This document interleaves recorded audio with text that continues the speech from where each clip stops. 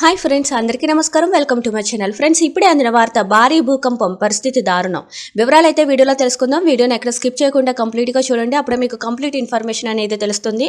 అలాగే ఇప్పటి వరకు మన ఛానల్ ఎవరైతే సబ్స్క్రైబ్ చేసుకోలేదో దయచేసి సబ్స్క్రైబ్ చేసుకోండి.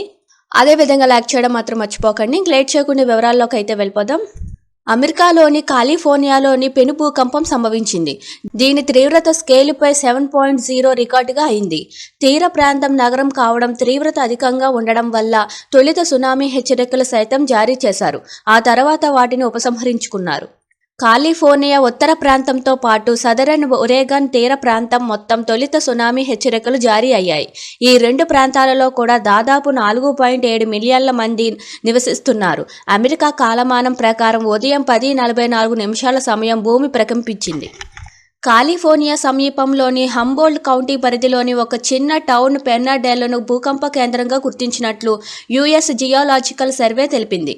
ఉపరితలం నుంచి సుమారు 9 కిలోమీటర్ల లోతున ఫలకాలలో చోటు చేసుకున్న పెను కదలికల వల్ల భూకంపం సంభవించినట్లు యుఎస్జిఎస్ పేర్కొంది. రిక్టర్ స్కేల్పై భూకంపం తీవ్రత 7గా రికార్డైన వెంటనే హోనోలులులోని నేషనల్ సునామీ సెంటర్ అధికారులు అప్రమత్తమయ్యారు. సునామీ హెచ్చరికలను జారీ చేశారు. సునామీ సంభవించే పరిస్థితులు కనిపించకపోవడంతో వాటిని ఉపసంహరించుకున్నారు. భూకంపం తీవ్రత కాలిఫోర్నియా బే ఏరియాపై పడింది. ఈ ప్రాంతం మొత్తాన్ని ఖాళీ చేయించారు.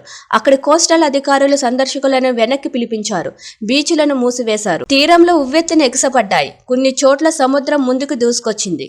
భూకంపం కేంద్రం నుంచి సుమారు 300 చదరపు కిలోమీటర్ల వరకు దీని తీవ్రత కనిపించింది. భూకంపం వల్ల ఇప్పటి వరకు ఎలాంటి ప్రాణ నష్టం సంభవించినట్లు సమాచారం అందలేదు. కొన్ని చోట్ల ఆస్తి నష్టం జరిగినట్లు సమాచారం. Thank you for watching this video.